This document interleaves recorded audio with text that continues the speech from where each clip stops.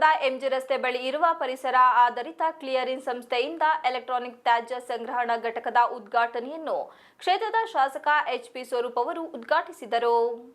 ನಂತರ ಉದ್ದೇಶಿಸಿ ಮಾತನಾಡಿದ ಶಾಸಕರು, ದೈನಂದಿನ ಬದುಕಿನಲ್ಲಿ ಕಸದ ಉತ್ಪಾದನೆ ಮಿತಿಮೀರಿ ಬೆಳೆಯುತ್ತಿದೆ. ತಂತ್ರಜ್ಞಾನ ಬೆಳೆದಂತೆ ಮನುಷ್ಯ ಬಳಸಿ ಬಿಸಾಡುವ ಎಲೆಕ್ಟ್ರಾನಿಕ್ ತ್ಯಾಜ್ಯಗಳ ಉತ್ಪಾದನೆ ಕೂಡ ನಮ್ಮ ಪರಿಸರಕ್ಕೆ ದೊಡ್ಡ ಮಟ್ಟಿನ ಗಂಡಾಂತರವನ್ನು ತಂದೊಡ್ಡಿದೆ. ಪರಿಸರದಲ್ಲಿ ಮಾರಕವಾಗಬಲ್ಲ ಎಲೆಕ್ಟ್ರಾನಿಕ್ ತ್ಯಾಜ್ಯವನ್ನು ಪ್ರತ್ಯೇಕವಾಗಿ ಶೇಖರಿಸಿ ಸಮರ್ಪಕವಾಗಿ ನಿರ್ವಹಿಸಿದರೆ ಪರಿಸರಕ್ಕೆ ಒಂದು ದೊಡ್ಡ ಕೊಡುಗೆ ನೀಡಿದಂತೆ ಎಂದರು.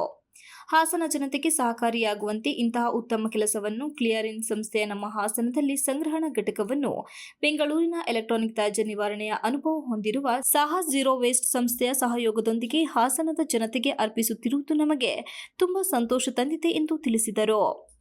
ಹಾಸನ ಆಕಾಶವಾಣಿಯ ಮುಖ್ಯಸ್ಥರಾದ ವಿಜಯ ಅಂಗಡಿ ಮಾತನಾಡಿ, ಸತ್ಯಮಂಗಲ ಬಡಾವಣೆಯಲ್ಲಿ ಇರುವ ಕ್ಲಿಯರಿಂಗ್ ಸಂಸ್ಥೆಯ ಸಂಗ್ರಹಣಾ ಕೇಂದ್ರವನ್ನು ಇಂದು ಹಾಸನ ಜನತೆಗೆ ವಿದ್ಯುಕ್ತವಾಗಿ ಚಾಲನೆ ನೀಡಲಾಗಿದೆ. ಕಸದ ನಿರ್ವಹಣೆ ಮಹತ್ವವನ್ನು ಮತ್ತು ಅದಕ್ಕೆ ಪೂರಕವಾಗಿ ಕ್ಲಿಯರಿಂಗ್ ಸಂಸ್ಥೆ ನೀಡುತ್ತಿರುವ ಸೇವೆಯನ್ನು ಶ್ಲಾಘಿಸಿದರು. ಕ್ಲಿಯರಿಂಗ್ ಸಂಸ್ಥೆಯ ನಿರ್ದೇಶಕರಾದ ಚಂದ್ರಶೇಖರ್ ಅವರು ಮಾತನಾಡಿ, ಎಲೆಕ್ಟ್ರಾನಿಕ್ ತ್ಯಾಜ್ಯ ಸಂಗ್ರಹಣೆಗೆ ನಮ್ಮ ಸಂಸ್ಥೆ ಎಲ್ಲಾ ರೀತಿಯ ಸಿದ್ಧತೆ ಮಾಡಿಕೊಂಡಿರುವುದಾಗಿ ತಿಳಿಸಿದರು. ಈ ಕಸದ ಬಗ್ಗೆ ಜನರಲ್ಲಿ ಜಾಗೃತಿ ಮುಖ್ಯ ಎಂದು ತಿಳಿಸಿದರು. ಮನೆಗಳಲ್ಲಿ ಎಲೆಕ್ಟ್ರಾನಿಕ್ ತ್ಯಾಜ್ಯ ಸಂಗ್ರಹಿಸಲು ಕ್ಲಿಯರಿಂಗ್ ಸಂಸ್ಥೆಯಿಂದ ರೀಸೈಕಲ್ ಬ್ಯಾಗ್ ಅನ್ನು ಸಾರ್ವಜನಿಕರಿಗೆ ಇದೇ ವೇಳೆ ವಿತರಿಸಲಾಯಿತು. ಹಾಸನದ ಘನತ್ಯಾಜ್ಯ ನಿರ್ವಹಣೆಗೆ ಉದ್ಯಮ ರೀತಿಯಲ್ಲಿ ಪರಿಹಾರದ ಪ್ರಯೋಗಕ್ಕೆ ಸ್ಥಾಪಿತವಾಗಿರುವ ಕ್ಲಿಯರಿಂಗ್ ಸಂಸ್ಥೆಯ ಇ-ವೇಸ್ಟ್ ಕಲೆಕ್ಷನ್ ಕೇಂದ್ರದ ಉದ್ಘಾಟನಾ ಸಮಾರಂಭದಲ್ಲಿ ಗ್ಲೋಬಲ್ ವಾರ್ಮಿಂಗ್ ಮತ್ತು ಬಿಸಿ ಅಲೆ ಕುರಿತು ಬಿಜಿವಿಎಸ್ ಶಿಕ್ಷಣ ಉಪಸಮಿತಿ ಸಂಚಾಲಕಿ ಕವಿತಾ ಮಾದರಿ ತಯಾರಿಸಿ ವಿವರಣೆ ನೀಡಿದರು.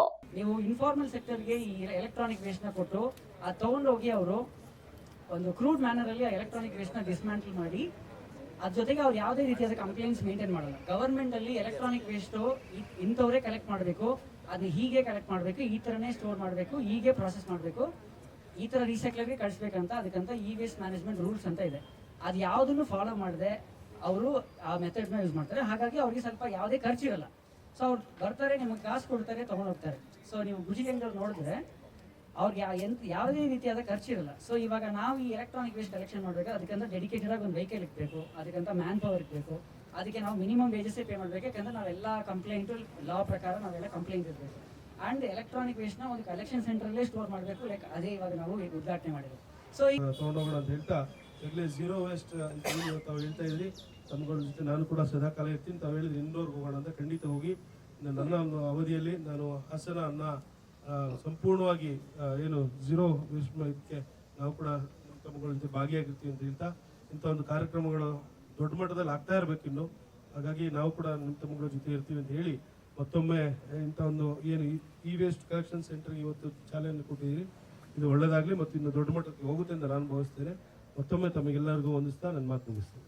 ಕಾರ್ಯಕ್ರಮದಲ್ಲಿ ರೋಟರಿ ಹಾಸನ ಕ್ಲಬ್ಬಿನ ಅಧ್ಯಕ್ಷರಾದ Srinath, Rotary governor Palaksha, chamber of commerce ಅಧ್ಯಕ್ಷರಾದ ಧನ್ಪಾಲ್, ಎಂಕೆಸಿಸಿಐ ನಿರ್ದೇಶಕರಾದ ಎಚ್ಎ ಕಿರಣ್, ಜೆಸಿಐ ಅಧ್ಯಕ್ಷರಾದ ಅಡವಿಗೌಡ ಗಿರೀಶ್, ಮಲೆನಾಡು ತಾಂತ್ರಿಕ ಸಂಸ್ಥೆಯ ಕಾರ್ಯದರ್ಶಿಯಾದ ಜಗದೀಶ್ ಚೌಡಳ್ಳಿ, ಭಾರತ ಜ್ಞಾನ ವಿಜ್ಞಾನ ಸಮಿತಿಯ ಉಪಾಧ್ಯಕ್ಷರಾದ ಮಂಜುನಾಥ್, ಹಸಿರು ಭೂಮಿ ಪ್ರತಿಷ್ಠಾನದ ಕಾರ್ಯದರ್ಶಿಯಾದ ಗಿರಿಜಾಂಬಿಕಾ, ಹಾಸನ ಆಕಾಶವಾಣಿಯ ಲೋಕೇಶ್ ಇತರರು ಉಪಸ್ಥಿತರಿದ್ದರು. Srinivas, TV 46 Malenadu news, Hassan.